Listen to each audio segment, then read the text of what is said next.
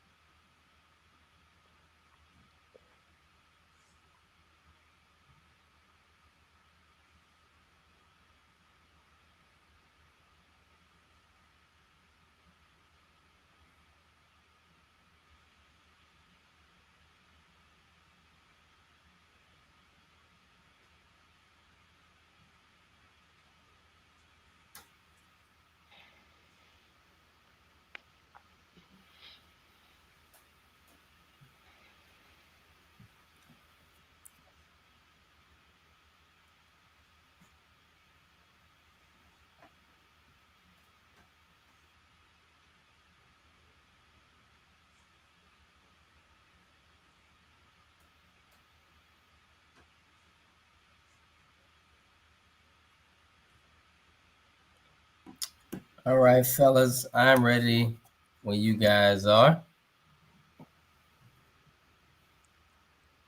Already. Yeah, Okay, we're ready. good, Jamar.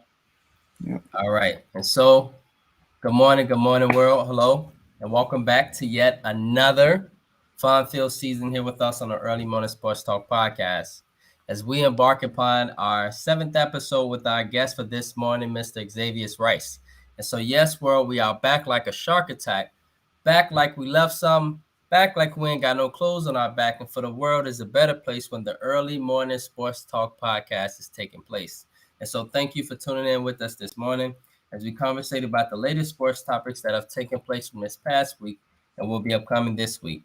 It is always the blast to have you all tune in and participate with us. As a reminder that every week we always like to begin our podcast by reminding our audience that the Early Morning Sports Talk podcast can be found on Facebook via the Early Morning Sports Talk podcast community page, on Instagram, YouTube, Apple Podcasts, and Spotify as the Early Morning Sports Talk podcast, as well as our own Facebook pages via Brandon Price, Jamar Goodman, and Jones, as well as our guests for this weekend. Today is September 30th of 2023, and we have seen yet another fascinating week in the sports world. Where we saw Mr. Dame Time, Mr. Damian Lillard, become traded to the Milwaukee Bucks after it was so much speculation in Miami, even to the point to where superstar of the Miami Heat, Jimmy Butler, stated that the NBA should look into tampering on how all of the sudden Mr. Dame Time ended up in Milwaukee. It was even rumored that Mr. Dame Time possibly didn't even want to go to Milwaukee. On the other hand, we saw on Thursday Night Football, the Detroit Lions show people that they are the real deal, going into Lambeau and smashing the Green Bay Packers in what was a short week for the Detroit Lions and Green Bay Packers. On the other hand, we saw last Saturday the Buffaloes of Colorado get stumped and romped by the Oregon Ducks to the point to where folks were angry at the head coach for Oregon because he was going on fourth down on every time they got the ball. It got so bad to the point to where the coaches got in the ear for the Oregon Ducks head coach and said, "Hey, the game's over. Just slow down." And so the Colorado Buffaloes definitely got humbled last week. And on the other hand, we see the MLB playoffs heating up with our Chicago Cubs being in the mix and right now being in a very dangerous mix of possibly missing the National League wild card at the moment.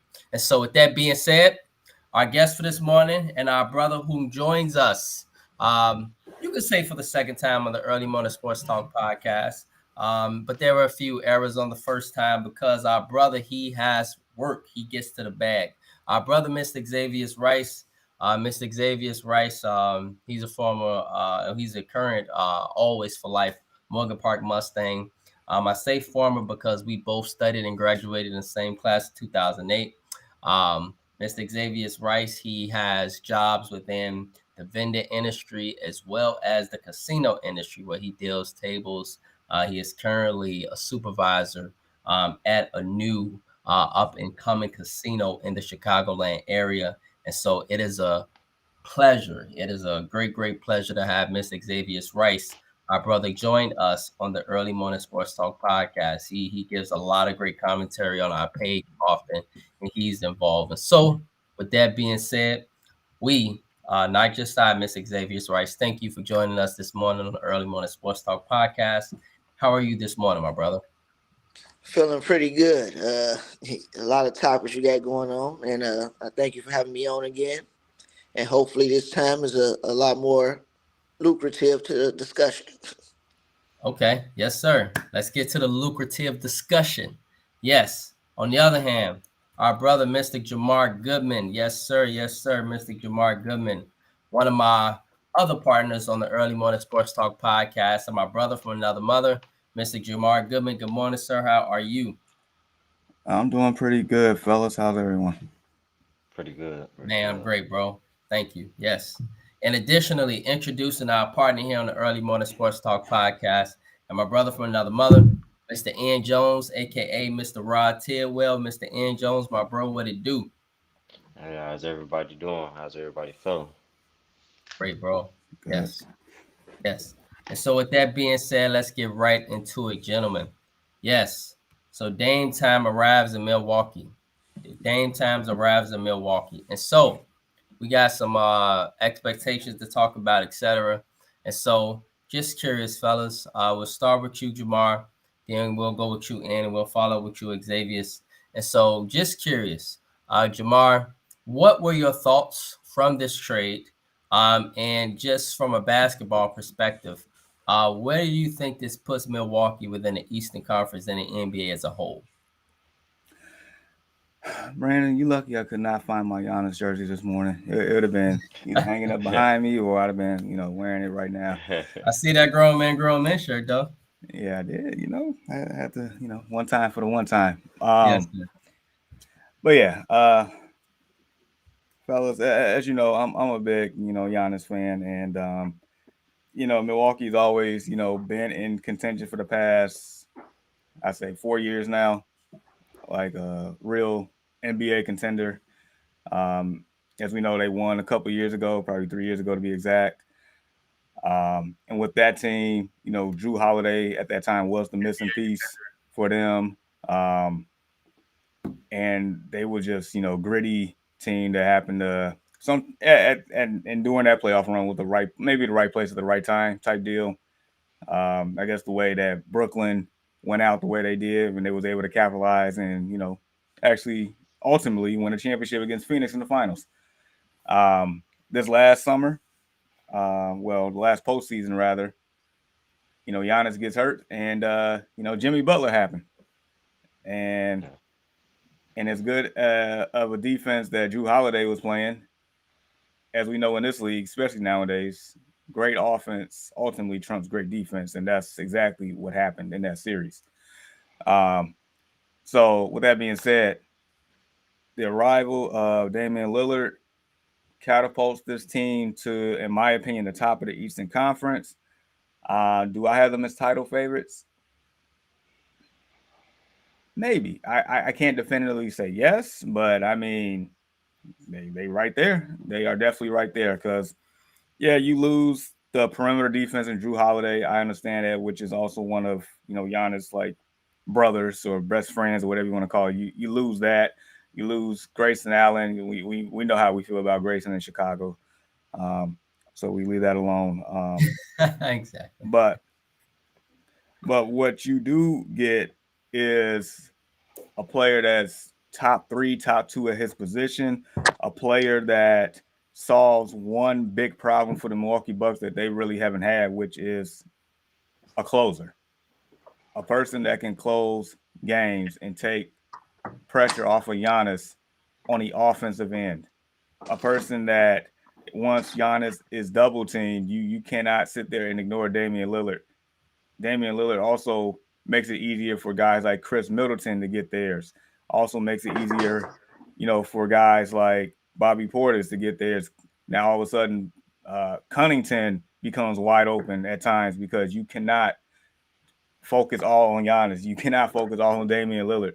And the fact that Damian Lillard brings range on offense makes it that much more easier for Giannis to get his as well. It is a perfect complement to Giannis and the Milwaukee Bucks on the offensive end. Are you gonna miss some of that perimeter defense? Absolutely, but Milwaukee is known for defending well collectively as a team, and especially on the interior. So yeah, if they get past Damian Lillard, so what? You still got towers down low with Giannis and Brook Lopez. This team is built to win now. This team is probably going to win if everything stays healthy. This team probably is going to come out the Eastern Conference, and they should win at least one, if not two titles in this run. And the fact that you got Damian Lillard for 3 more years, I'm pretty sure Giannis at this point, I'm pretty sure Giannis is going to resign. So part of me is a little sad as a Bulls fan, but nevertheless, this move moved every single needle to the right for sure. Yeah, somebody gonna comment that I thought Dame Time hated super teams, and so just wanted to put that out there. And so, let me rebuttal to that. So how would this be considered a super team?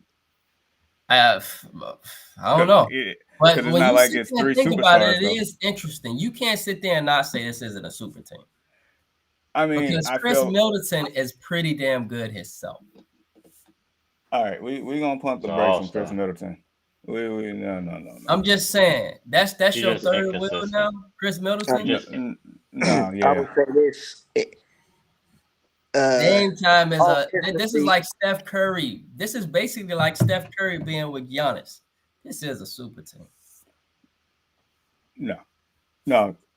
So when we think of super teams, in my opinion, we think of the Heatles with Chris Bosh, Dwayne Wade, and LeBron James. We think of the Golden State Warriors with Steph Curry, Kevin Durant, Klay Thompson, and Draymond Green.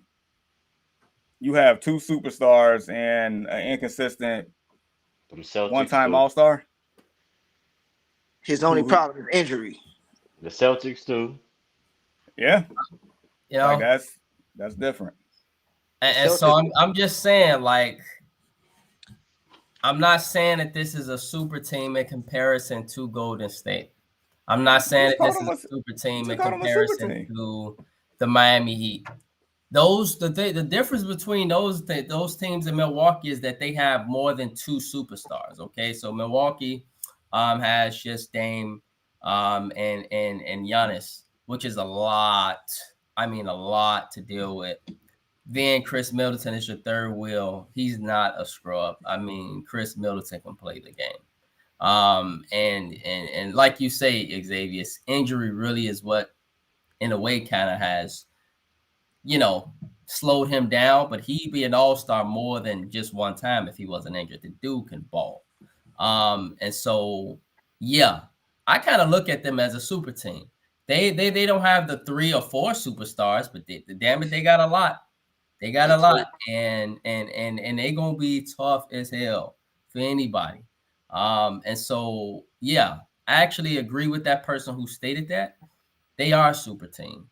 And when they both on the court, I feel sorry for my Bulls and various other teams because Giannis already is he can drop 40 or 50, but Dame Lillard can too, y'all. And that it doesn't matter who it is. It don't matter. Those guys can get 100 points. That's a goddamn super team.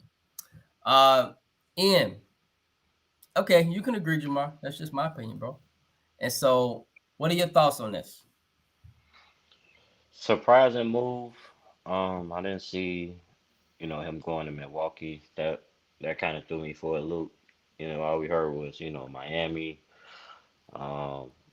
Toronto was kind of at the forefront, but I know Toronto didn't want to give up Scotty Barnes. So, I mean, rightfully so. I wouldn't give up Scotty Barnes either. But and maybe the Bulls, maybe, and but that's pretty much all I really heard. You know, maybe a couple other teams probably reached out, but nah, we didn't hear Milwaukee. Now I didn't see that coming. When I originally got the news, I thought it was going to be to Miami. But I mean, it's an excellent move. I mean, Milwaukee they have a closer now. Damian Lillard is actually one of my favorite players in the league right now. I'm really upset with Chicago that we didn't make that happen and we let him, come literally an hour and a half away. But Right. that's another that's another story for another day. I mean, it's a great move. They should be great. The only thing I don't like about the trade is I actually wouldn't have gave up Drew Holiday. I would have kept Drew Holiday and maybe gave up Chris Middleton. Um, just based upon his inconsistency and his injuries. He's been injured a lot lately, and you basically gave up the best two-way player. Well, one of the best two-way players in the game right now, which is Drew Holiday. I wouldn't have gave up Drew Holiday. Now, what is crazy is I was discussing this with Terrence yesterday. What if the Blazers are reportedly supposed to trade Drew Holiday, or maybe he'll get released or something of that magnitude. What'd be crazy is what if he find his way back to Milwaukee for lesser pay? Because I know he probably don't want to play nowhere else. And that'd be nuts. I mean, I do feel like they have a big three with a super team.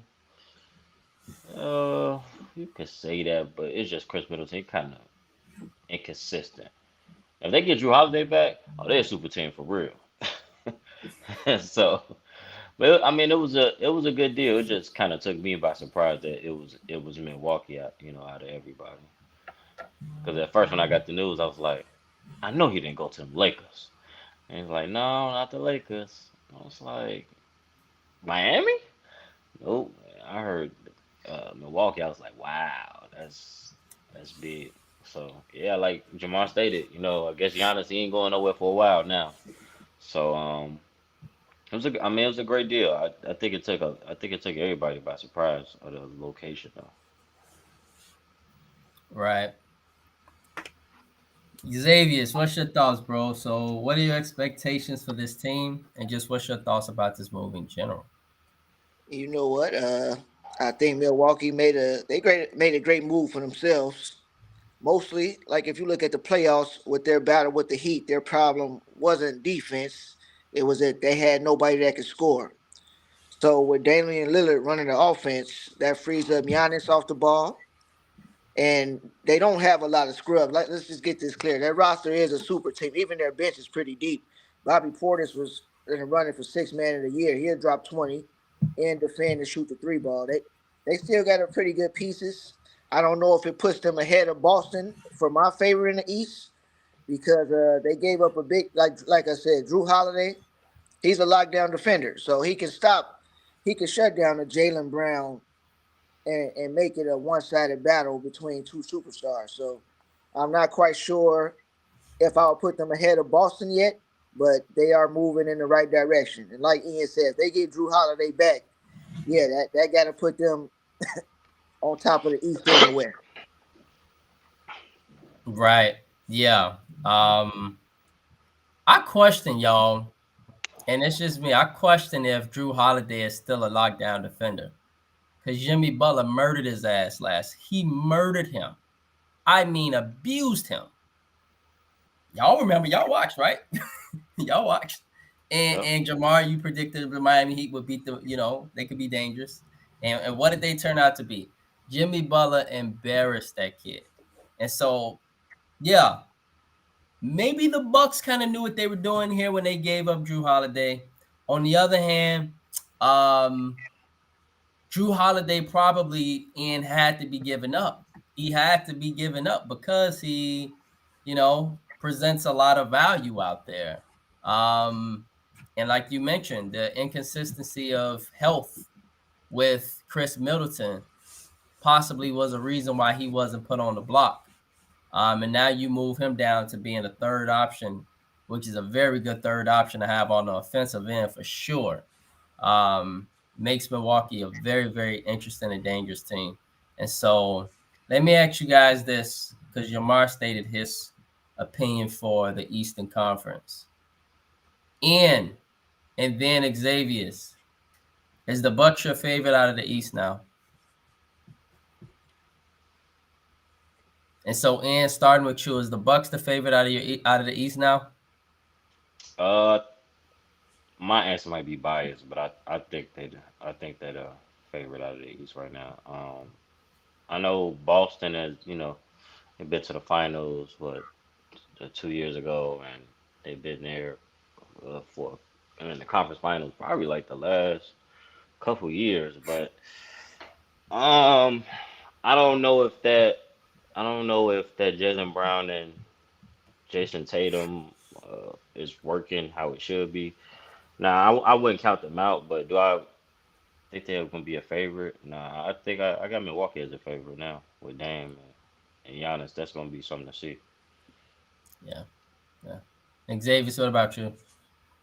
No, I don't think it puts them there only because I don't feel like Damian Lillard has the defensive prowess to keep him there. Like they'll score a lot of points, but it'll be a very close battle.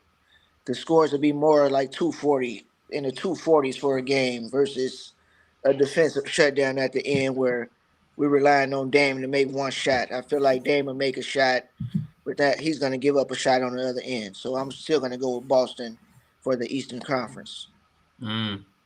Yeah. Okay. Yep. Yeah.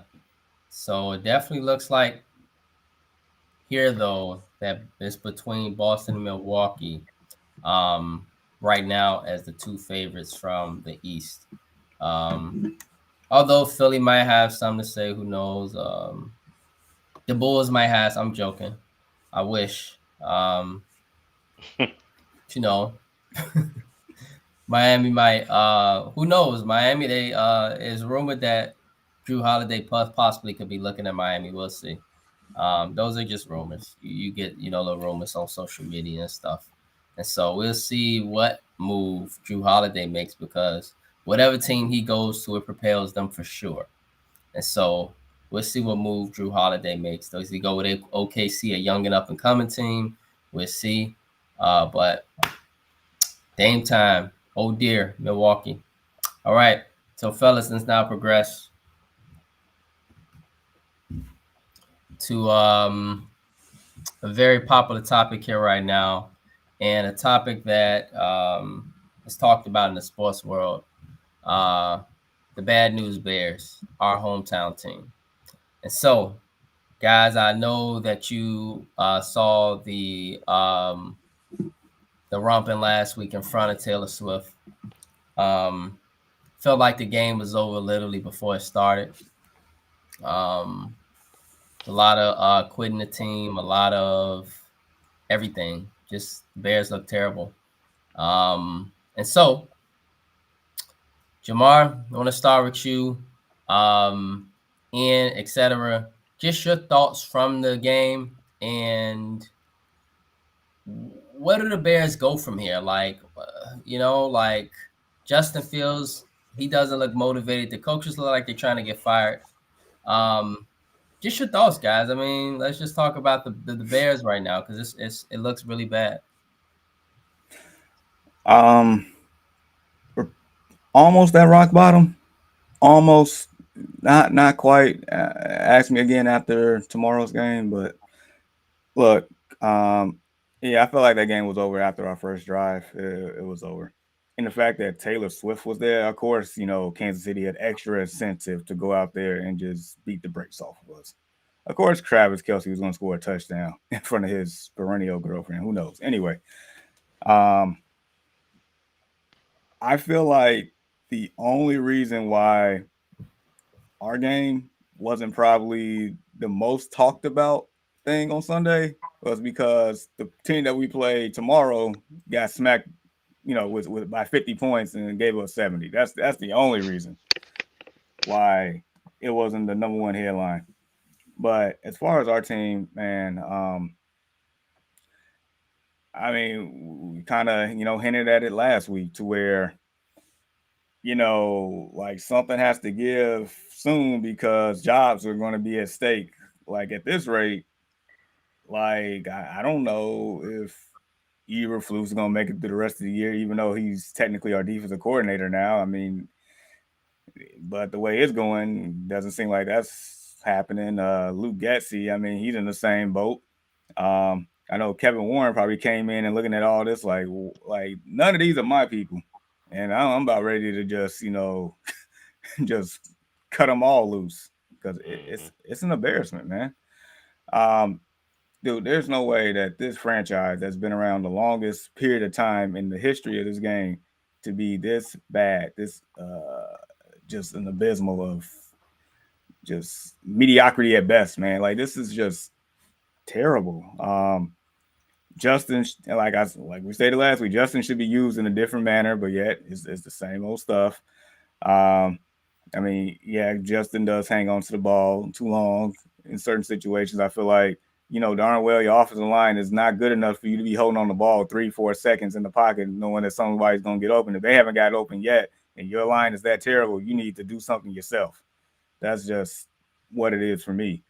Despite of the play call, you need to go out there and make the play because at the end of the day, you. I mean, you're under the microscope too this year. Like the team at this point probably not picking up your 5th year option. The team at this point has the top 2 draft picks and is probably going to end up taking a quarterback, preferably the Yep. guy out of USC, and you're going to be probably out the door. Like so, yeah. No matter like we can put fault a lot of different places here. But I'm just speaking for Justin at this point because at the end of the day, you're gonna lose out on your career and your millions of dollars and your extension and everything else. You need to go out there and just make plays. Just go out there and ball. Do not be quote unquote robotic like you said a couple of weeks ago. Just go out there and make plays. Everything else will fall into place. Because I mean, if you go out there and make plays and the coaching still suck, at least you did your thing. Um, but yeah, at the end of the day, man, like our team stinks. We stink.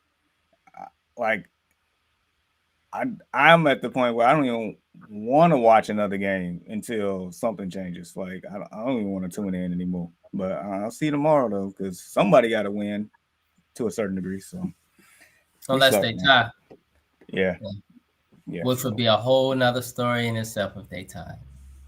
Ian, bro, what are your thoughts about the Bears?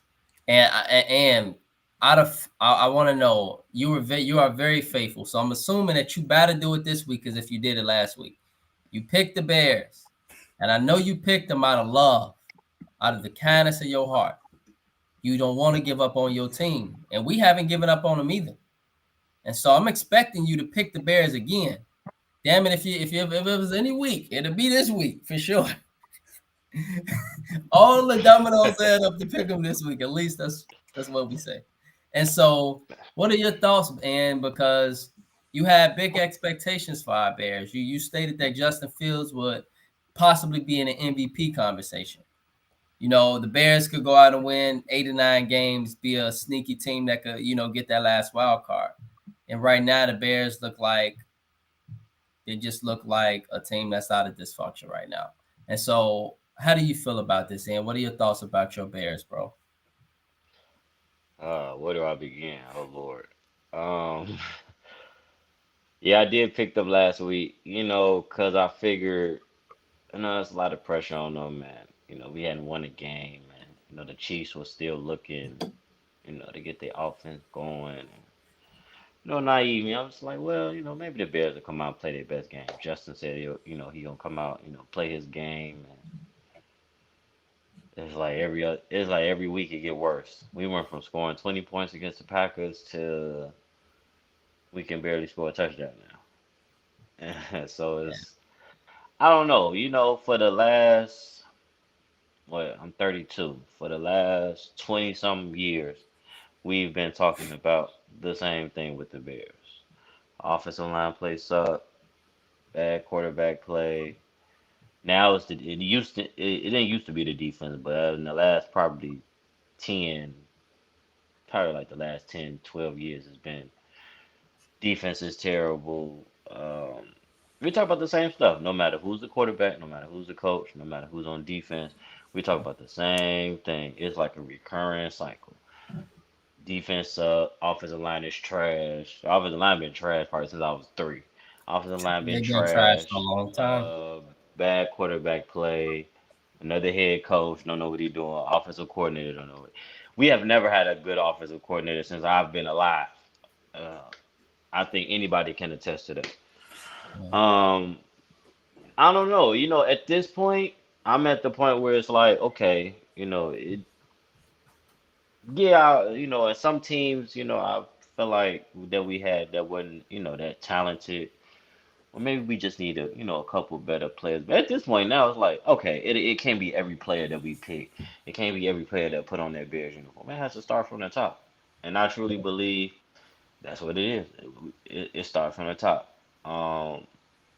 Yeah, Justin may hold on to the ball a couple of times, but I did like in the Tampa Bay game. A couple of times I did see why he held on to the ball, why he didn't take off. Devin White spied him every play of the game. So I was watching, as I'm watching him hold the ball, I'm watching Devin White spy him. Now, anybody that know Devin White is probably Get just as off. fast. Yeah, He's yeah. probably just as fast as Justin Fields.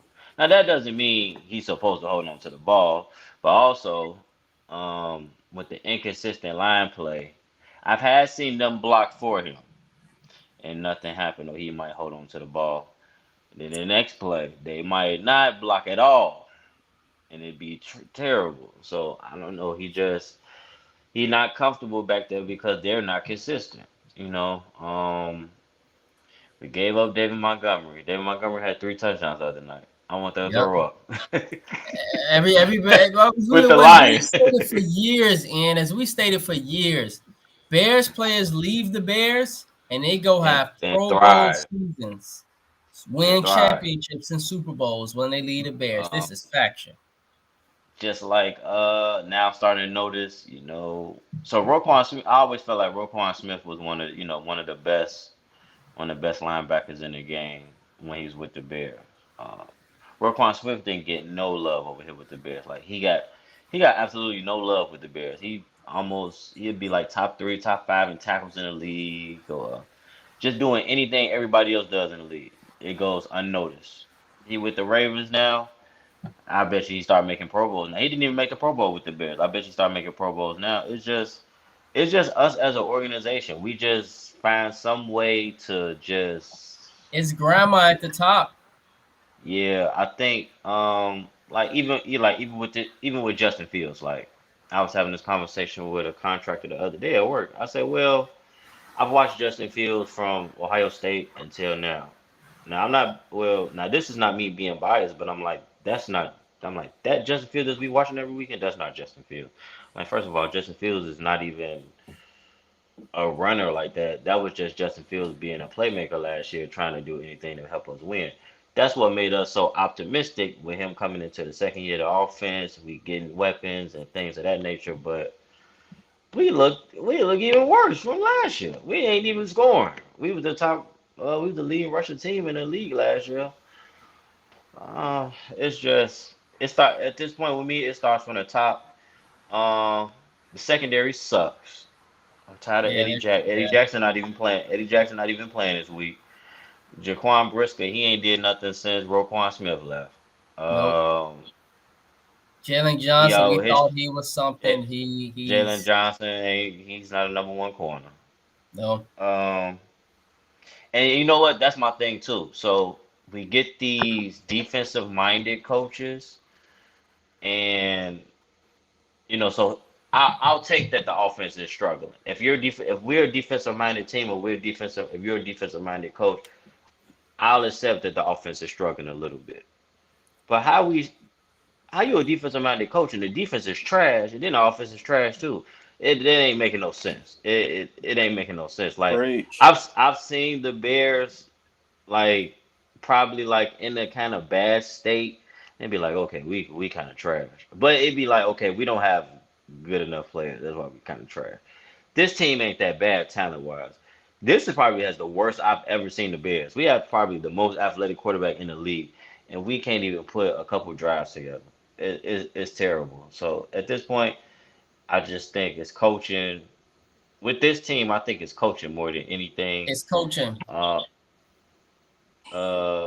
we need to work on this secondary. The secondary is trash.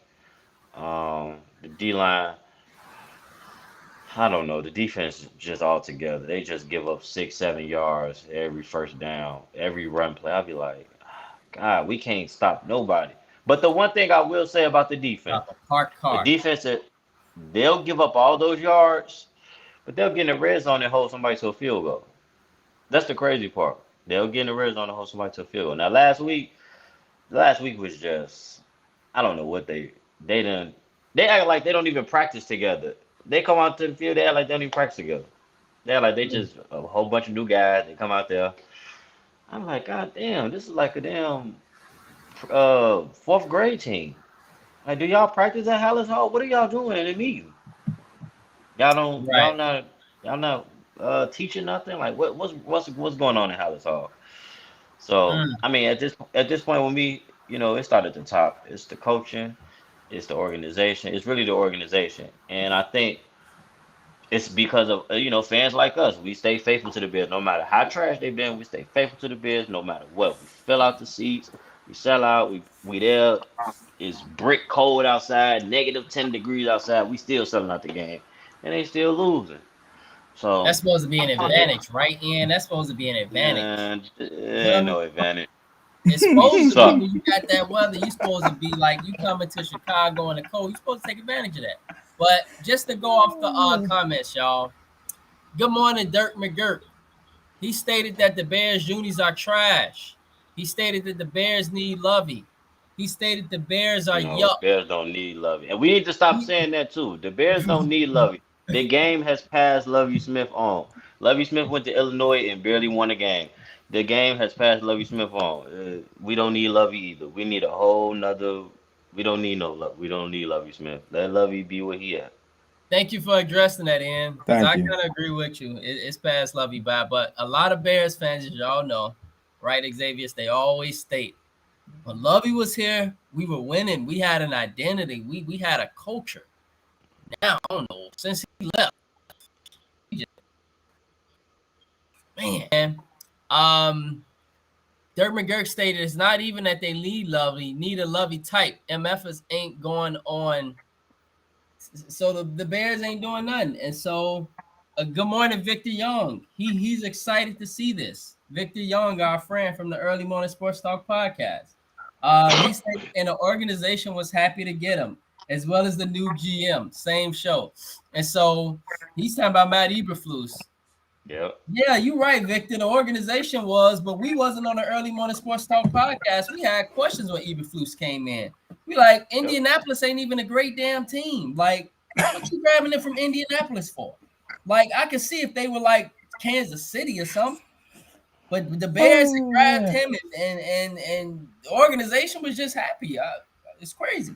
On the other hand, but everywhere else, Eberflus flourished defensively, and so Victor Young is talking about the organization. He stated everywhere else, even flourished. Look, look, Victor. Everywhere everybody go outside of Chicago, they flourish. Damn it, you don't get the point by now. Okay, people lead the Bears go win Super Bowls. All right, they go on to have Pro Bowl careers. All right, they lead the Bears. They go and be productive citizens of the world. Okay, and so this ain't nothing new here.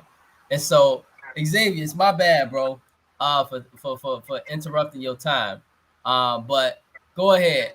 Uh, go ahead and give us your thoughts on the bad news Bears. Man, you know what? I was with Ian. I saw him post the Bears gonna win. I'm looking like it's the Chiefs. I know they wasn't gonna win, but I thought it'd be a lot closer. Justin Fields can't come out, throw the coaches under the bus. You know, it ain't me, it's robotic, he's this and it's that. And he does all that talk and he comes out and passes for 99 yards. You can't do that. He gotta let the ball go. Like they spent their first round, they traded the first round pick to get DJ Moore. DJ Yep. Moore, he got to win those 50-50 balls. You got to give him a chance. You got to let the ball fly. If you're going to get an interception, throw him the ball. I felt like personally they should have traded that pick for Burns instead of Moore because this D line just not getting it done. Like a good D line would make Your cornerbacks play better. Your safeties and your linebackers. They don't need that much. Your players look a lot better when they don't need that much time to go out there and cover. Like they spent all this money on Edmonds that they could have gave to Roquan, like they said, and Edmonds is getting carved up every play. Every time I look up, they're completing a big pass on third down. Like the Bears are getting stops on first and second Can't down. even stop the run. Yeah, On third down, automatic first down. I ain't even got to watch. I already know the next play is the first down. It's like I don't know what's wrong with them. And then the offensive line, it's he getting a little time, but it's not consistent enough. They're getting consistently into the backfield. The receivers, Claypool, just like he gave up. I don't know. That's the biggest waste of a second round pick that we done seen. Tell me about it. Darnell was hurt. I give him he was hurt, all right. But DJ's getting open. He even dropped a dime. Like Justin Fields, I can't say I don't think. Yeah, I ain't never seen DJ Moore drop no ball like he dropped that. the dime. That hurt my Justin heart. Fields That hurt my when heart. he sees the pass there, he's throwing the passes that he sees. But his problem is we got this 1970 offensive coordinator. We need a more modern coordinator that takes advantage of these running quarterbacks. Not everybody is a drop back passer. Because I was watching the 49ers game the other day, and if you look at everybody's worshiping Brock Purdy, all of those passes at the line of scrimmage, behind the line of scrimmage, right in the middle of the field. But when you throw in the Christian McCaffrey, Deebo Samuel, as opposed to Chase Claypool and Khalil Herbert, you're going to look 1,000 times better. So, I don't know with the Bears. I'm not going to give up on them yet. I'm still watching tomorrow. But I don't believe they're going to beat Denver. I'm going to say Denver is going to blow them out because looking at the Denver Broncos, they got the same problem we have with their defense, but their offense is getting it done. Exactly. I don't think we can cover that rookie. That rookie's going to burn us in this game Sunday. And how embarrassing would that be, Xavier? For a team to come out and give up 70 points one week and then come in your stadium the next week and beat you, just even beat you. Our offense not good enough to compete. I'm going to say that. It's going to look just like that Buccaneers game where Baker Mayfield came in here and carved us up. I don't think we can compete offensively, and not even to mention both of our defense suck, but our coordinator's not getting it done. They're not calling the right plays, or they're not putting the right personnel out there. Like the Bears football was smash mouth football, but we let go of our main back for a change of pace back. And then the guy that could run the ball, I don't think I've seen Foreman touch the ball like once or twice. He was running over everybody in Carolina. I feel like if they threw him back there, somebody that's going to move make somebody feel a hit and think twice before they jump into the A gap or something. Right. That Bears could actually run the ball. It wouldn't be nobody's spine because they got to worry about the running back actually getting the ball. So all these screen passing and check downs not going to get it done for us. We got to change the whole philosophy. But the defense, I'll give them a pass because of whatever controversy was going on with the coordinator where he had to resign. So it takes a couple weeks. I give them another couple weeks before Eberflus philosophy kick in as opposed to who they had back there. I don't know what's going on with him. He resigned for family reasons or whatever. But it got a little crazy from what I was reading, talking about the FBI rated Hollis Hall or something like that. Right, exactly. Yeah, so I get a defensive pass, but we should have took Jalen Carter in the draft. He would make that team look 1,000 times better. And you post on that 1,000 times better. Yeah, I tagged the Bears in that. He got the most quarterback pressures in the league right now, I think, or he top 2. Yeah. I was like, this is crazy. Damn, he was a number 1 pick. He's supposed to be the number 1 pick. Number 1 pick, right? That's exactly. That's snatch just passed up. I'm just like, what? Like they say, character concerns would have messed up the locker room. I think losing like you've been losing damages the locker room 1,000 times worse. Exactly.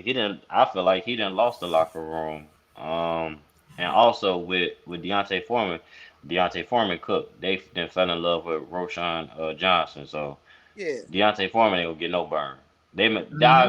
I wouldn't be surprised if they release him in the next couple weeks.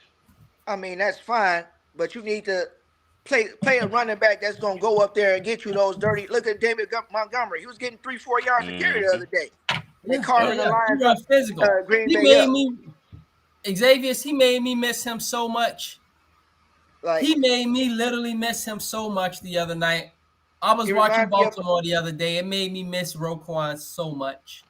I was literally watching y'all the old wild card, and I was thinking we had the most terrible team with Mitchell Trubisky.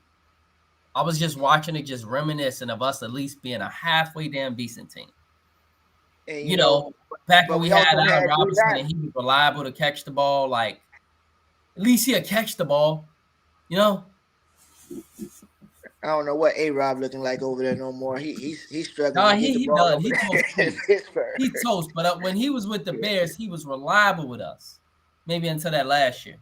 For Yeah, until right. whenever he played Jalen But Ramsey. right, it was just like I was just looking at our past teams. Just remember, I even went to 07. Like, I'm sorry, y'all, but I had to go to the past because it just made me look at like, we thought we had the worst, but now look at us now, you know. And so we need some Bears fans need prayer right now. We soliciting prayers. And Um, I'll tell you one more thing though. Getting Caleb Williams as opposed to Justin Fields is not gonna fit. It'll be the same thing. Oh, we got It'll the be the greatest same days since thing. sliced bread, but we still got the same offensive line and these same garbage coordinators. We steady going back to the Sox hiring Tony La Russa. He a dinosaur, you know. You need Hmm. somebody more modern. You got to fix the problems in the front no, office, like don't hit on plugging Tony in. La Russa. Tony La Russa, at least with him, we won. Like we What do were we at win? least relevant. But Caleb Now we Williams just already trash with the Sox. Caleb Williams already stated if whoever get the number one pick, and if it ain't a team with some sense, he already said he's going back to school. So if the Bears get number one pick, Caleb Williams going back to USC. He ain't coming to Chicago. If the Mm, Bears get the number one pick in the Panthers got a top 5 pick, the first pick should easily be a left tackle. And that second pick should be the best defensive lineman you can find. And that's where you start to fix the Bears at. Marvin Harrison Jr. He wouldn't be that's true. bad, but Justin Fields don't got enough time to throw him the ball. No, he don't. Right. Like look at Jackson Smith over there in Seattle.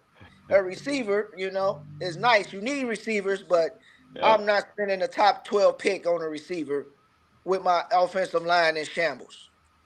Maybe if Right. you get a trade back, if you could trade back, pick up a nice lineman and another first round pick, yeah, I grab Marvin Harrison top 5 easily. He is one of Yeah. the best players from last year. This year, Ohio State struggling to give him the ball for some reason, but that's another story. I don't know if the Buckeyes gonna beat Michigan throwing like that, but we'll I'm we'll telling you, see they how it struggled to goes. get him the ball last week. Now that was impressive driving this game, right? That came It down was. and Yeah. he delivered right in. Same Yeah, they token for delivered. sure. I was like, why are they not giving Marvin the ball? But Yeah, possibly yeah, Notre Dame, they was doubling up on Marvin, and it was tough. So the other guy went the quarterback number 4. He went with his other options, and so Ohio Yep. State is they're a receiver factory, man. They are like a receiver factory. You want a top receiver, go to Ohio State. And so yeah, Bears, man. Tomorrow, this is y'all chance. This is y'all chance, okay? This is a big week, okay?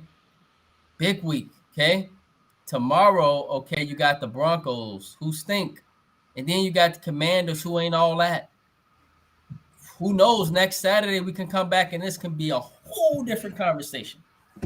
Be two. That should Or be two. That should be 2 wins to kind of get their confidence. So they don't win these 2 games. Uh, but that I'm not right, commander even picking. I'm not even picking them to win this week, to be honest. that right. commander defensive line is something nasty though. I don't know if we Yeah. got the personnel to compete with them. I'm not When gonna they get a compete with commander. that defensive line for Washington, yeah, they got some dogs, Yeah, don't they? Yeah, yeah. for So sure. They it got the presents a same big problem. quarterback situation, but their receivers should be dogs. I don't know what Eric Bieniemy doing to them boys over there, but that's another story. But Yeah, they seem motivated. yeah, I They, don't they know. He's seem spreading the motivated. ball around too much. He need to go back to McLaurin and Dotson and go ahead and move the sticks, and that should be a blowout against the Bears. I'll say that. Mm, yeah, so we'll see, man, how the Bears come out tomorrow. On the other hand, fellas, let us do NFL reactions and overreactions now. And so this is a part of our segment where we just talk literally about some of the biggest things that are happening within the sport at the moment. And so with our NFL reactions and overreactions, our first NFL reaction and overreaction will start with you, Jamar. Then from there, we'll progress to you, Ian, and then we'll progress to you, Xavier. Is it an overreaction, Jamar, to think that if Chicago Bears offense looks bad this weekend, again, the Denver Broncos, that the organization will begin to look at tanking and moving on from Justin Fields? I would say that's overreaction just a little I bit, want it just to be an because. overreaction. I want it to be. Yeah. My thing is, um, these guys still like I mentioned earlier, Eberflus, Getsy, Fields, like like jobs are on the line across the board, like everybody. So if you give up now, then you might as well just leave Hallis Hall, just pack up afterwards. Um, so yeah, I think that's an overreaction right now. If we still in the same boat a month from now, or right before Thanksgiving, then yeah, that's a whole nother story. All right, Ian, your thoughts, bro? Because there are Uh, rumblings out there, as y'all know. There are a lot of rumblings out there for Justin Fields, and it hurts my heart to see it. yeah, I know he's playing poorly right now. Yeah, he 5-23 as a quarterback with us. Yep, 13 Man, straight that's losses too as a franchise. yeah, man, that's crazy. It's a slight overreaction, but I mean, I probably won't say this if we lose these next couple games. It might not be an overreaction. Mm. Xavier. I'm not gonna say. I would say it's not an overreaction because if you look at it right now, the way Super Bowl contenders go, you got to win with a quarterback on a rookie contract because of the quarterback market. So Mm. he's going into his 5th year option right now.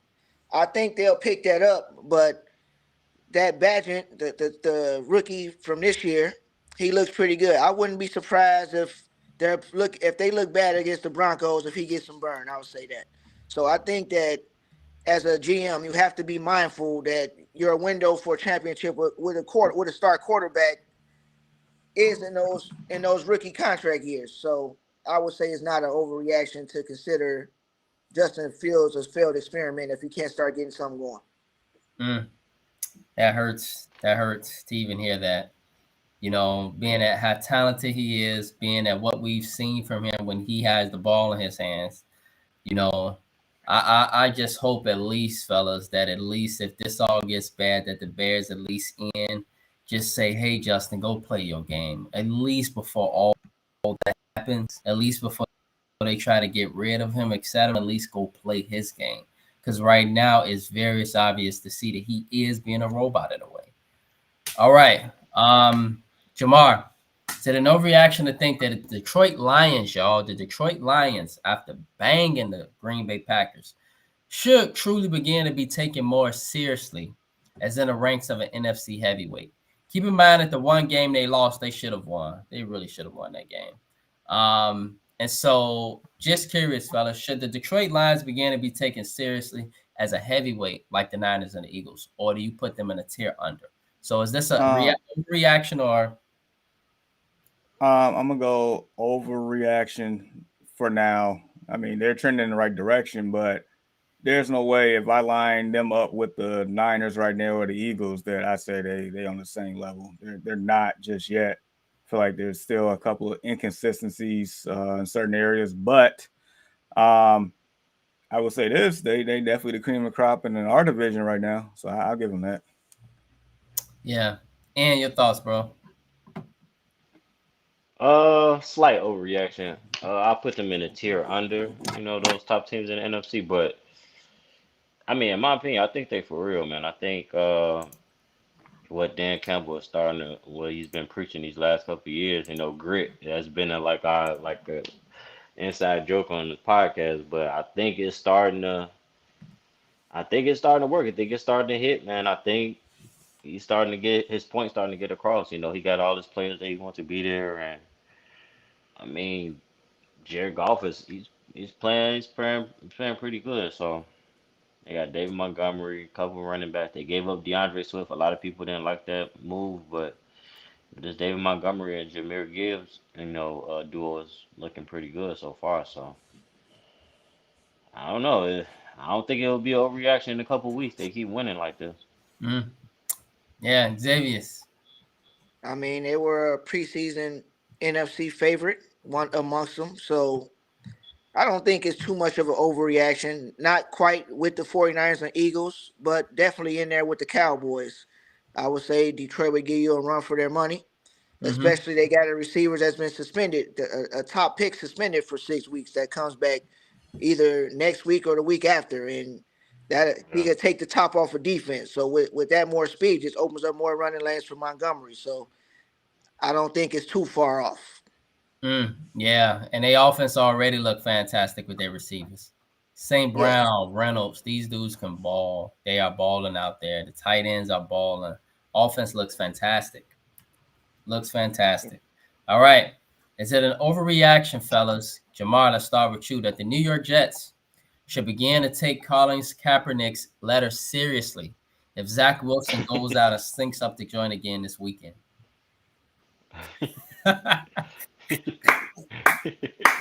Why y'all laughing, man? For the same reason why you laughing. This is a super overreaction. We're not doing this. We're not doing this. Look, Ian, I pretty much explained myself how I felt about that on your status the other day. Like, look, it ran its course. I mean, it is what it is. And you ain't played in the league in like 7 years now. It's like not Colin. If you said pick up the phone and call Kirk Cousins, I'll be more on that. But we can all agree that Disney Channel quarterback Zach Wilson, his show about to get canceled real quick. Yeah, the producers are getting ready to cancel that show, man. Especially if he goes out and stinks up the joint tomorrow in Kansas City. Well, no, they're in New York tomorrow, but it's rumored that Taylor Swift will be at the game again. So, It's over. It's curtains. And so, your thoughts, bro. Colin Kaepernick is, I agree with Jamar, man. It's an overreaction, bro. Like, let it go. Like, I even heard Pac-Man Jones even talk about it the other day. He said, I was there when I was on I Am Athlete. He seen him. I guess whenever he did his last workout, when he's supposed to show up to a workout, and I guess all the teams was gonna be there, and then he flipped the location and Right, he to the high somewhere else. school, yeah. And Pac-Man Jones like, I think they asked him like, "You think he can play now?" He's like, "No, you haven't played in 7 years. That would be like me trying to play football again. And I haven't played football in over 10 years, like in that capacity. Like Right, 7 years, that's a long. I mean, even taking a year off is a long time. For being playing professionally, even if you were just playing like rec league or semi-pro or something. That's a long time not to be playing football. Football ain't nothing that you can just pick up and just pick up where you left off from. Anybody that's played the sport or played any type of sport knows they don't work like that. They don't work like that in basketball, football, none of that. So I don't care how much you've been working out. I don't care how much you've been throwing the ball every day. I don't care how many push-ups you do. How many times you've been benching 225. No, bro. 7 years? Come on, knock it off, bro. right, Knock it off. It's quarterbacks that's them having played in a couple weeks that's not getting a call. So you think you gonna get a call? You ain't played in 7 years? right. Come on, bro. Knock it Cam off. Newton, Knock it off. somebody said in the comments that Cam Newton had a better chance than compared to Yeah, him. yeah, but they're not gonna sign Cam Newton either. And I mean, to be honest, in that situation, that's a tough situation to be in. So you gonna bring somebody off the street. And we seen this with Cam Newton a couple years ago with the Panthers. So you're gonna bring somebody off the street that doesn't know the playbook. And if I'm sure that playbook is pretty thick and pretty detailed. Nobody's going to pick up a playbook in a week or 2 or 3 and then be successful. Not unless you're bringing somebody in that already knows the playbook or that's very familiar with the playbook. But that's very far fetched and it's not even realistic. So I mean, they kind of in a tough situation with the Zach Wilson situation. It's like they have a team that's ready to succeed and take that next step. Mhm. But I mean, I thought Zach Wilson would, I thought he would got together, but I don't know. That whole quarterback class right now ain't looking good besides Trevor Lawrence. It's really ain't looking good for them. Right. Absolutely. Yep. And so, Xavier, is it an overreaction, bro, to think, okay, that the New York Jets should begin to take Colin Kaepernick's letter seriously if Zach Wilson goes out and stinks up the joint again this weekend? Funny guy, man. But the guy he only asked to be on the practice squad, which he just asked for a paycheck. It's all right to let him feel good like he one of the boys, like you sit your son there with the controller and he ain't playing the game. It ain't on, Playing. but he in the building. Just let him feel like he one of the boys. Whatever. But no, like y'all said, no, Colin Kaepernick wasn't the best quarterback in San Francisco when he left, if I'm not mistaken. So Yep. no, with New York, their issue is will not be solved with a Colin Kaepernick. They need somebody that can just deliver the ball to the receivers. And Zach Wilson ain't cutting it either. So they need to do something before they lose that team because that defense It's playing is lights a out. They top working defense. hard.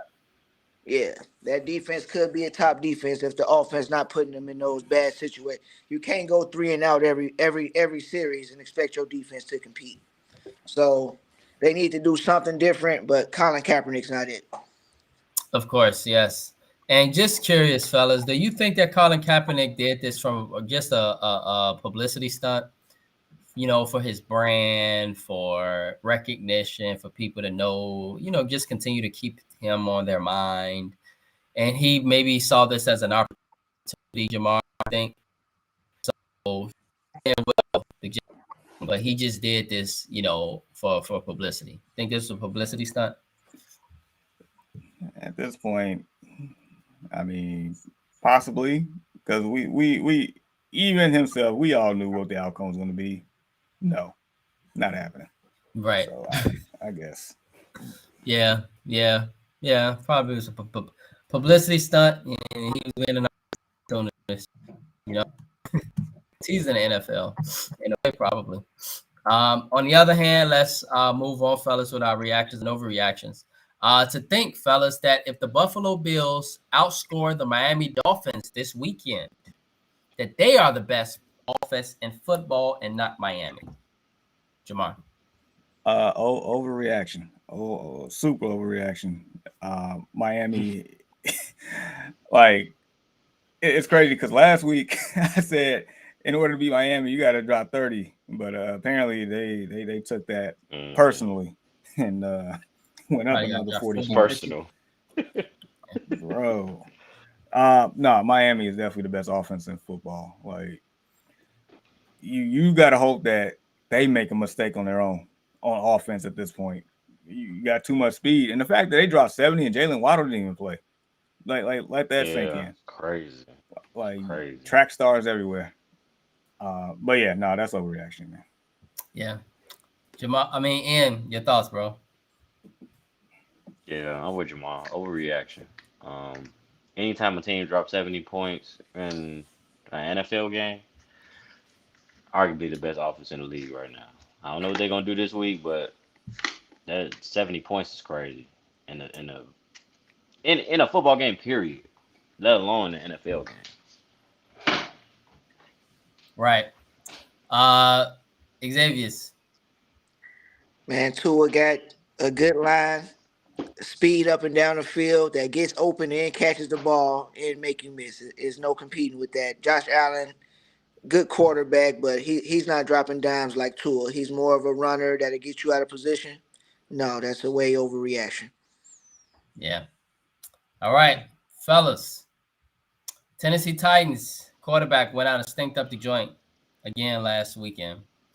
Maybe he had a lot of help from the offensive line, who might be just as terrible as all offensive line.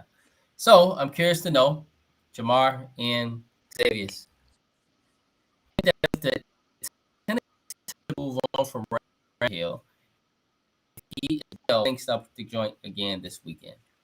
Jamar, is this an overreaction? No.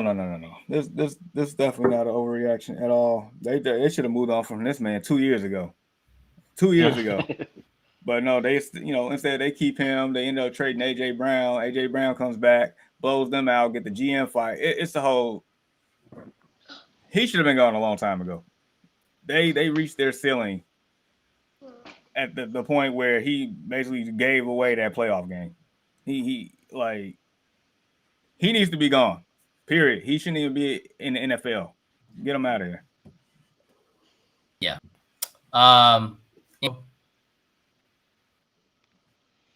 If Ryan Tannehill goes out and stinks up the joint again this weekend, that the Tennessee Titans should begin to move on. Maybe go to Malik Willis. Maybe go to the new draft. Like Jamar stated, they should have did. So it's not an overreaction. They should have did that years ago. Ryan Tannehill is not it. I don't know who he knows in Tennessee or what ties he got in Tennessee, but he got to know something because if this was any other team, he would have been up out of there. I don't know what their deal is with Ryan Tannehill, but yeah, I feel like he's held them back. You know, they could have possibly competed for a championship. You know, they was in a game in Kansas City a couple years ago in the championship game, but you know, when you got him at quarterback, it limits your, I guess, your play calling or limits your offense. So, no, he should have been out there years ago. Right. Not an overreaction. Not an overreaction. Xavier. I say again, it's not an overreaction. Even if he goes out and have a great game, Tennessee should already be on the phone looking at video for their next quarterback. Ryan Tannehill just got too old for the position. He can't move and make the correct throws like everybody else. Yeah. Yep. And so, world, that includes our NFL reactions and overreactions. Let's now go to a part of our segment, notable college football matchups. And so, 10 took a right against 19 Oregon State last night. 3 Texas versus 24 Kansas today. As we know, number 8 is number 11 tough loss last weekend. They visited number 17 Duke, who their quarterback stated their goal is to win the national championship. Check that out. And then 13 LSU at 20 Ole Miss. And so now we will progress to our NFL Week 4 picks. And y'all let us know who y'all got.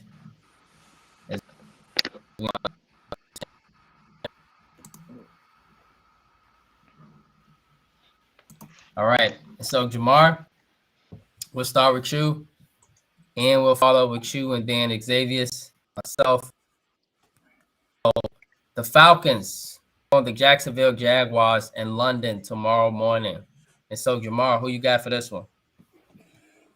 I mean, at this point, we should know that London is the second home to Jacksonville. Jacksonville goes there every year. Jacksonville probably got the biggest fan base there. I believe Jacksonville is the better team, even though last week that was very disappointing and on their efforts. But I'm gonna go ahead and take Jacksonville and a home game for them over there. Right. Ian, who you got, bro? I got Jacksonville in this one. Okay. And Xavier, who you got for this one, bro? Easy pick for Jacksonville. Receivers hold on to the ball. Most of these weeks, it's a way different situation. Yeah. All right. Yeah, I got Jacksonville.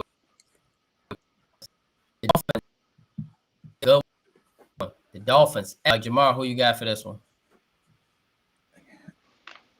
Until I know for sure that a team can outscore the Miami Dolphins, I'm gonna continue to take the Miami Dolphins until otherwise. So yeah, I got South Beach. Ooh, check this out. The Buffalo's favorite to win. Ian, who you got? I had Bills in the upset. Think that home field pays off. But I mean, technically it's not an upset if they favorite. Xavier, who you got? Bills missing the starting safety, and Hill on a mission. I'm gonna take the Miami Dolphins. Yeah, I'm gonna take the Dolphins too. I've been thinking that the Dolphins been a good team for quite some time, and I've been thinking that Tua Tagovailoa has been a quarterback that has been slept on for a long time. His biggest problem is just health, but as I've always stated, when he's healthy, he wins. The Ravens at the Browns, another big game. We got some big games tomorrow, y'all. Who you got for this one, Jamar? Yeah, And by the way, Jamar, I just want to point out the Ravens should have beat the Colts last week, but shout out to the Colts for hanging in there, and shout out to Mr. Gardner Minshew, and as well as that tall, lanky wide receiver. I can't think of his name, fellas, but he should be a fantasy pick. That lanky wide receiver for Indianapolis that can jump up and get the ball. Can't think of his name. He can play football. Michael Pittman. Pittman, yes, Pittman, yes. But I also want to point out Brown. I sleep on the Browns. If they get in the playoff, it'll be dangerous. You know why? Is they got a defensive line that gets to the quarterback very quickly. And so, with that being said, for this one. Yeah. Yeah, I'm gonna take the dog pound. I'm taking Cleveland to win this game. Yeah. And who you got, bro? I got Cleveland. Okay. Xavier's. I'm gonna go with Baltimore. Yeah, I'm gonna ride with you. I'm gonna go with Baltimore. I think Baltimore comes out and pull out a very, very tight game because they knew that they should have, especially beat the Colts last week. They had multiple chances. All right, check this out, y'all. Broncos at our Bears. So, Jamar, your heart round with the Bears, or you got the Broncos? Who you got? It's not too many times in the history of the league where a team gives us 70 points to get beat by 50, and they come out the next week and favored on the road. That's crazy. Like, let that sink in. That is crazy. Yeah, man. Yeah, I'm gonna take the team that got blown, that lost by 50 last week. I'm taking them. I mean, Russ don't look bad at all, and our secondary is banged up and trash. For what it's worth, I believe Sean Payton is a better coach than Eberflus by default. Yeah, I think they're gonna eat, and we can't stop anybody. Bronco country, let's ride. And what you got, bro? It pains my heart to say this, but Broncos country, let's ride. I'm going with Denver. I don't even know what I'm saying right now. This is crazy. Xavier's. The whole show, I've been telling you what I think, and I know Denver should get in that butt, but the Bears got to have some love on the show, so I'm just going to take the Bears back. I'm with you. The Bears got to have some love, man. But it's going to be hard. Right. I think this is a close football game tomorrow, but I think at the end of the day, the Broncos find a way to Bronco. And Jamar and Ian know what I mean by this. The Broncos could win a lot of games. They find ways to lose games. Come on. Sure. I firmly believe that the Bears with a turnover late, and Russell Wilson we're gonna continue the narrative about him. And I think the Broncos come up short. I think the Bears actually come out and win this game tomorrow, and at least get some folks quiet for the moment. But I think it's gonna be a turn-up session tomorrow in Soldier Field. I got the Bears. Jamar, you're right. Shots on me tomorrow, Brandon, for the loss, man. Shots on me tomorrow if we lose. but yeah, somebody got to rock. Somebody got to love the team, man. Somebody got to love the team, bro. Yeah, man. And it's not really fun. I think the Bears can really beat the Broncos tomorrow. I think they can find a way to get their groove going. They didn't got all this talent for nothing. Let Justin play, get DJ the ball, and offensive line just go out and hold somebody for 2 seconds, and that'll open up the field for the backs. The Bears can do this. Cole Kmet ain't no scrub. We got the team. Go and play. Luke Getzey, your old grandpa having ASS, and excuse me, ass is for Bible and a donkey. Your old ass need to go ahead. Okay, and if you do that, the Bears would be a whole different team. That preseason wasn't for nothing. That wasn't for nothing. Played the game. All right, and so I'm done with the Bears for the moment. Yeah, I'm sorry, man. I just got passionate.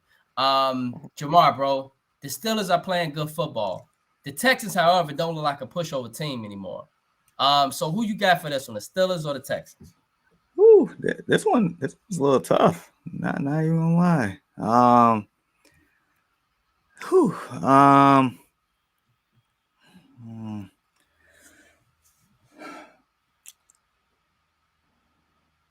gonna take Pittsburgh, but I don't have the warm and fuzzies, as I usually say. I do not. Okay. And who you got, bro?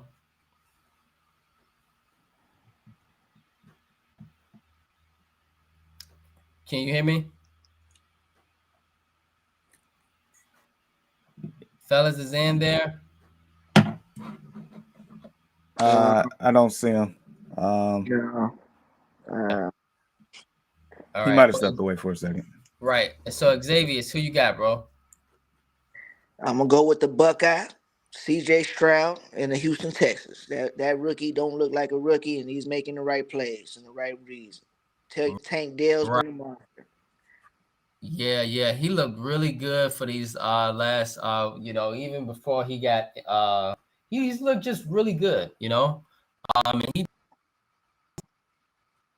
mistaken Jamar. He's 5 passing in the league thus far, and that is good. That's great, especially for a rookie. So but I'm gonna go with the Steel Curtain. Steelers look good. They look tough. Shout out to Mike Tomlin. How the hell he do this all the time? Anywho, Rams at the Colts. Rams put up a tough fight, y'all, last week. Escape. And it's very impressive on the road. The Colts look like a tough team that could be a playoff team. Oddly enough, as crazy as it sounds, they look like they can challenge the Jags. Seriously, for this one. Man, Anthony Richardson is back. That changes the dynamic, but I felt like he was definitely a formidable threat when he was out there. I don't know, Rams, as good and tough as they played in these games, they still, I'm still not a firm believer. Don't tell Victor I said this, but I'm taking the Colts. Okay.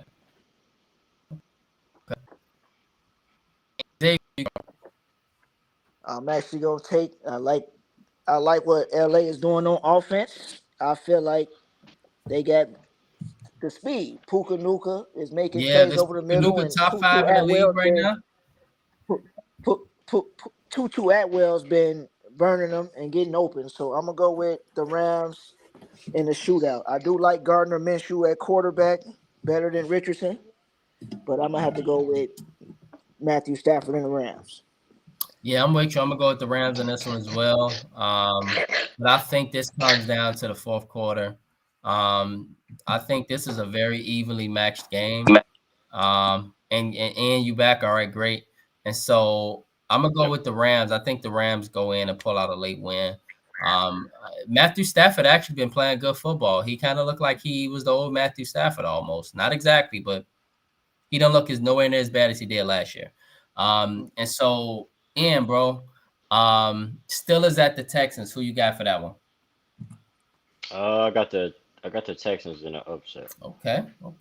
Yes. And for the Rams and the Colts, who you got for that one? I got the Rams. Their offense been playing pretty good. Kyron Williams, he's been playing pretty good as of lately. Like you guys stated, he's been throwing the ball to Puka 100 million times. But I mean, he's been catching the ball, so I'm gonna go with the Rams on this one. Right. The Rams go out and win this game, it'd be amazing. Be like, who thought the Rams would be here without Cooper Kupp? Imagine if they had him. All right, Jamar, Bucks at the Saints. Whew. Jeez, because I believe Jameis Winston is probably playing instead of Derek Carr. I don't know, man. This one is I'm pretty sure I'm gonna lean towards the Saints because they're at home, but it's like, Jameis and Baker, they like the same person to a certain degree. Receiving core is about the same. I think the Saints defense is a little bit more fundamentally sound than the Bucks, just a slight edge there. I think Saints Right, they special both teams got is good actually defense. better. Yeah.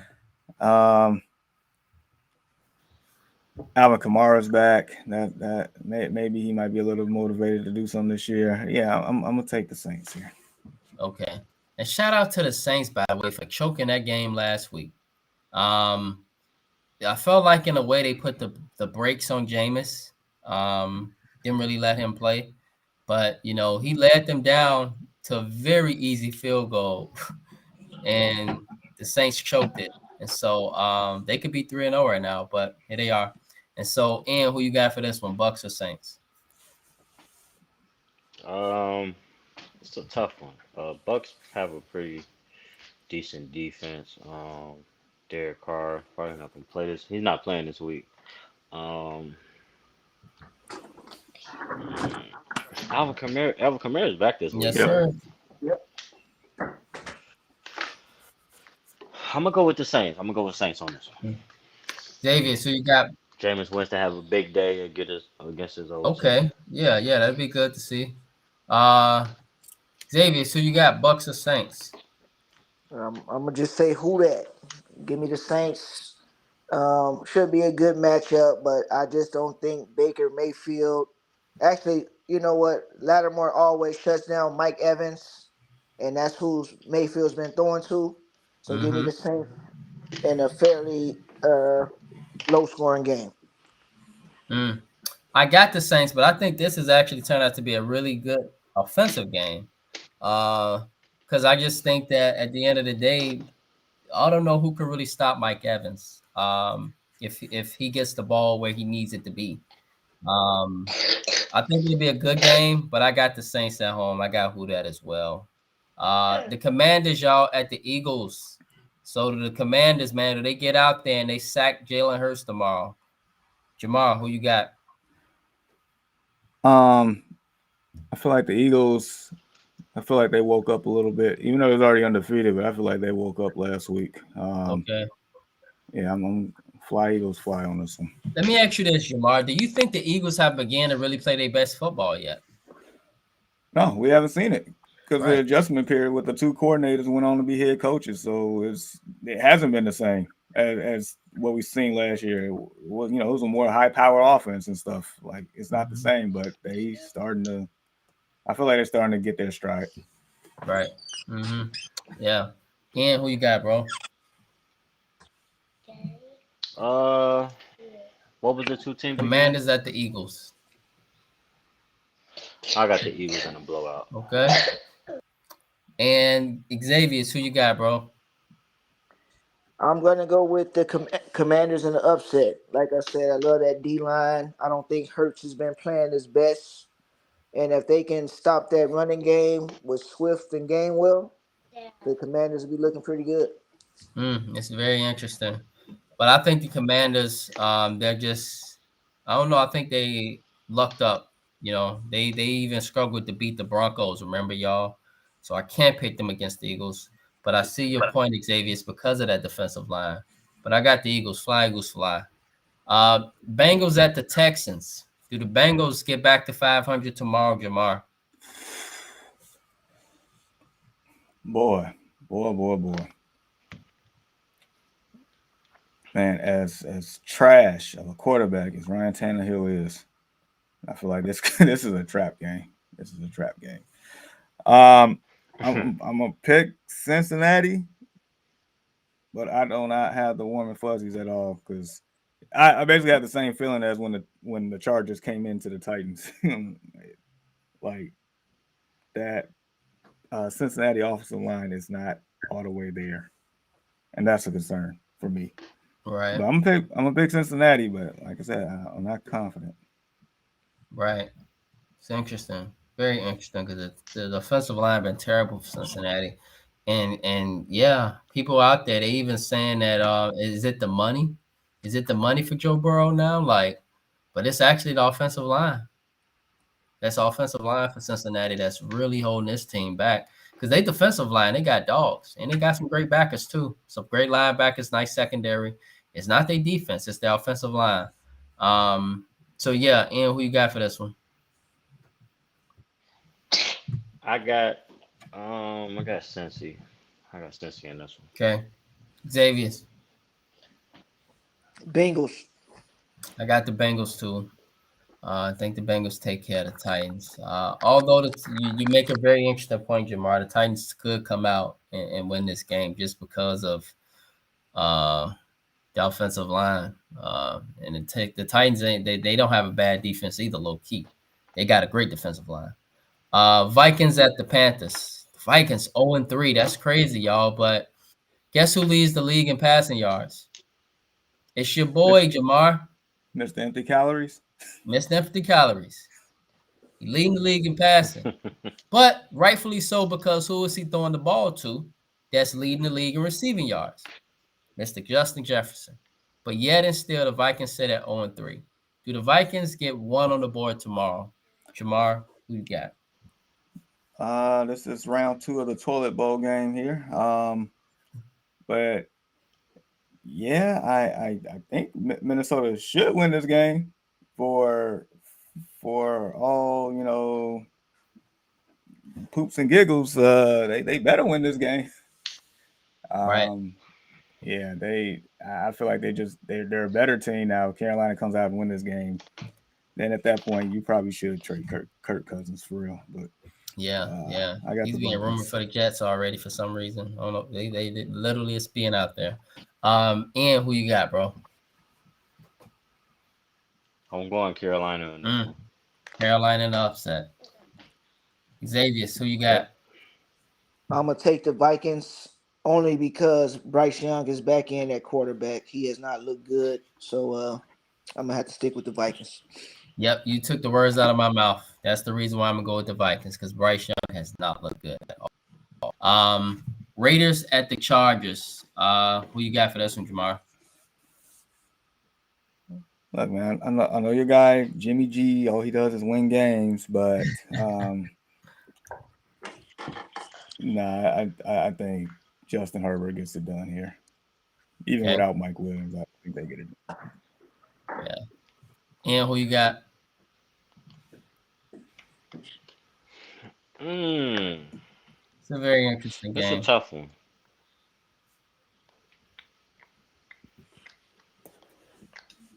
I don't know, actually.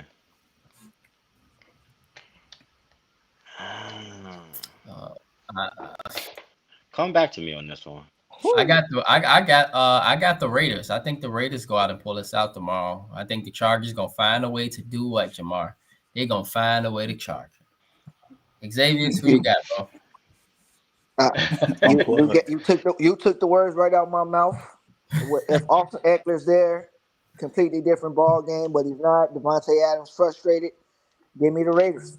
I think Devontae Adams go out there and dominate. By the way, who is in top 5 in receiving yards in NFL? As always, he's always right there. And so yeah, I got the Raiders. You ready to pick in? You want to go to the Patriots and Cowboys? Yeah. I'm ready to pick. Man, it's crazy because I got a Raiders hat on right now. Devontae Adams, he dominated last week. Yeah, what? He's a grown man. He's a grown man. Yeah, no, he definitely got me 40 points in fantasy, but that's another story. Man, that's tough. They just lost Mike Williams though. I'm gonna go Raiders. Okay. I'm gonna go Raiders. All right. Yep. Yeah. All right. Patriots at the Cowboys. So Patriots got a win over Disney Channel quarterback, and the Cowboys actually maybe they missing. Maybe they missed Mr. Diggs. Maybe they just took Arizona lightly, but let's see. So Patriots, they come in as a tough-nosed team, not a great team, but they come in as a tough-nosed team. Maybe they haven't played their best football. So, Jamar, who you got for this one? Patriots at the Cowboys. Dude, there is no way that the Cowboys should have lost that game last week in the manner that they did. They blew it. They blew it. Missed field goal. How many field goals they missed? Like 3? Like, it was bad. Terrible. Just when I start to give them credit, look what they do. I'm gonna do something crazy. I'm gonna actually don't tell Dwayne I said this, but I'm gonna take New England. I'm gonna take the Patriots on the road. If anything, Bill Belichick is known for taking away your best asset, so they got to figure it out a different way. I don't know if they can yet. All right, and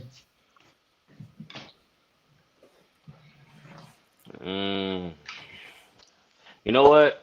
I don't really go with Bill Belichick. I'm gonna go with him this time, though. What's that? All right. I'm gonna go with him this time. That was gonna be a lone wolf here. Xavier, who you got?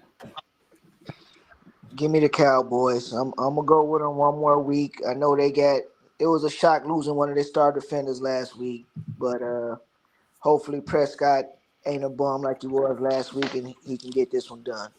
Right. Yeah. For that reason, yep, I'm going with the Cowboys as well. I think Cowboys are pissed off from last week, and so the Patriots just so happen to be in the way. They're going to be a tough opponent, though. It's going to be a good game. Cardinals at the Niners. Do the Cardinals go to San Francisco pull off an upset, Kamar? I mean, I know we haven't done this yet. Can we cocoon on this one, man? Yeah. Cancun on 3. Cancun on 3, Xavier, means we all going with the 49ers in this case. All right. Yeah, right. Okay, cool. And so, yeah, we all got the Niners and that one Cancun on 3. Yes. And so, yes, Chiefs y'all at the Jets. Is this another Cancun on 3? Or do somebody got the Jets pulling off an upset? For sure. No, Cancun for me. Cancun on 3. All right. Yeah. All right. We all got the Chiefs. Yes. Do y'all want to actually do the Cancun 1, 2, 3 Cancun or just Cancun on 3? It's your call. Yeah. Either or. All right. Yeah, we'll keep it as is. All right, y'all. On the other hand, the Giants went out and stink the joint up again last weekend after having a miraculous comeback the week before in the fourth quarter. And then literally, of course, we know what happened week 1. So the Seahawks at the Giants. Yeah. Jamar, who you got for this one? This is ugly. This is ugly. I'm gonna take the Giants. Okay. No warm and fuzzies here, but I'm taking the Giants. All right. And who you got? Man, sometimes I don't know if I can trust Danny Downs. I'm gonna go with the Giants though.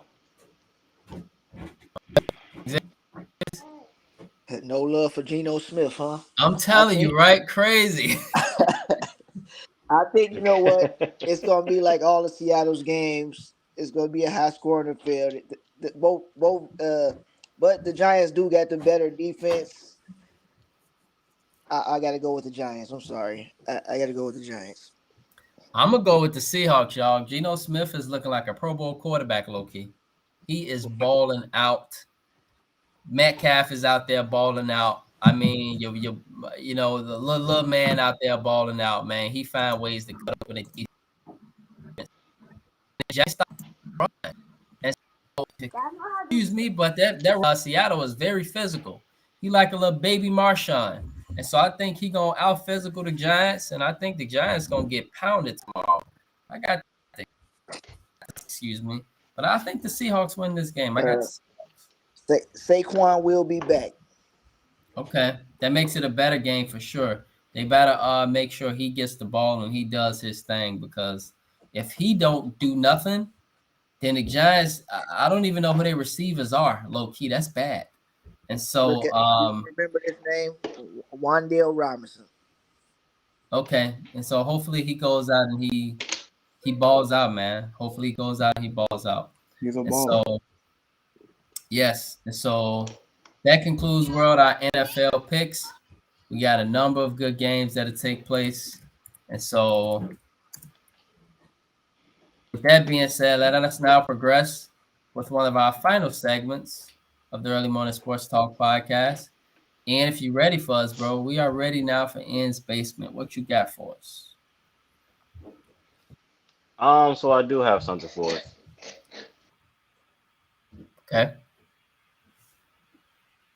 All right, it looks like So okay. you know the I can so you know the hit that Travis Hunter took maybe like a couple weeks ago in the Colorado State game with Henry Blackhurn.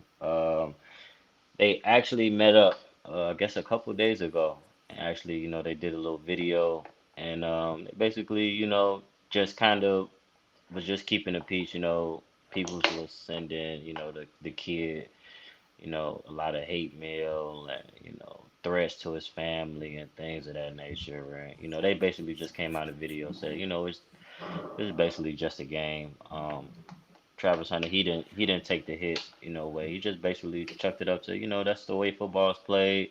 It might have been a cheap shot, but he just took it as, it was just football. So that that that made me smile. It made me, with kids like that, a lot of us, I don't think a lot of us would have took that like that because it was a blatant cheap hit, and he ended up being injured, for these next, couple weeks, and we won't see him play today against USC. But um, for him to do that, that was big for for the younger generation, and even people of of our age to see that, you know, those two guys, they know that is bigger than them, and they know that kids look up to them and things of that nature. So. I applauded Travis Hunter and Henry Blackhurn for that. That was big. That was big. Salute to those two guys for sure. Absolutely. Yes. Yep. Sir. Yep. So world, that concludes N Basement for this morning. Thank you, N, for that. Appreciate that, bro. And so now, as Yep, we yep. conclude our show, we end with what is called final thoughts and shout outs. And so, Jamar, we'll follow up with you, N, and then Xavier's. So, fellas, as we head into the weekend, any final thoughts or shout outs? Two. One, definitely shout out to our guests for joining us this morning. We definitely appreciate you, man. I'm glad this time around signal working right. Appreciate your input, man. Definitely come back. Definitely come back. The second thing is normally I don't talk about this team because my team's usually in a dumpster fire here, but the Cubs. I understand that the Braves like pretty much put a real major nail into your postseason coffin here, but can you please do the city of Chicago a favor and actually get to the playoffs for us? We need somebody, anybody. Like Yeah. I'm We it, struggling. it's terrible out here, man. Like three of my favorite teams, their ownership don't know what to do at all, and two of them was by the same owner. So therefore, Cubs do the Same right one. thing. Please do the right thing. Find your way in the postseason. Thank you. Yeah, yeah. Come on, Cubs. Come on. 3 playoff spots now available, y'all. Um, and those two wild cards, they play it out. So hopefully the Cubs, man, they can get that last wild card spot. They are battling right now with the Diamondbacks as well as the Florida Marlins too. So come on, Cubs. And any final thoughts or shout outs, bros, we head into the weekend? Yeah. Shout out to Xavier for coming on with us, man. Appreciate you. Good time with you this morning. Come back anytime. Yeah. Just watch a lot of football. Enjoy the time with your loved ones, man. For real. Appreciate it. Yes, sir. Facts. Yes. Saviors, bro. Any final thoughts or shout outs as we head into the weekend? Most definitely. Shout out you guys, man. Thanks for giving me another shot. I know the first time wasn't the best, So, I like y'all perspective and having, being on. I'll try to give y'all a listen. And again, I'm not a Cubs fan lifetime Cubs hater, but shout out to them for giving us something to talk about. At least they competing, bro. They not getting blown out, even if they don't make playoffs. It's a good ride. Just having something to root against. I say it like that. I don't want to turn on the TV and just know, yeah, this ain't no loss, but how bad. So shout out to the Cubs for being in that position right now, because that's all Chicago got. Mm, yeah. Bulls, Blackhawks, Bears, Sox, even the Fire just been down in the gutter, man. Ain't had nothing, bro. So shout out to the Cubs for that. Right. Yep. Yeah. Sky made the playoffs, but they made the playoffs, right, fellas, off a losing record. But Yeah, and they got embarrassed by the yeah, The Aces. Aces, But man. Any team yeah. but the Aces, bro. They Yeah, we could have walking played 20 deep when you anybody. walk in the door. Salute right. Anybody, to man. We 20 got point set up. favorite entry. Yeah, it's like I couldn't even shout them out for that. Like you made the play to play the Aces, you might as well just stay home. Yeah, Yeah. they got embarrassed, man. The Aces looking like they can win it all again. Very, very Now much that's a so. super. Now that's a super team. That's a Right. super And team. that's even without Candy. Right. Yeah, That's right. It's even super team. without Candy. Imagine if she was there, it wouldn't even be close. No. And so yeah. Well, Xavier, bro, thank you. Appreciate you, bro, for joining us this morning. Man, appreciate you, man, and joining us and giving us your insight.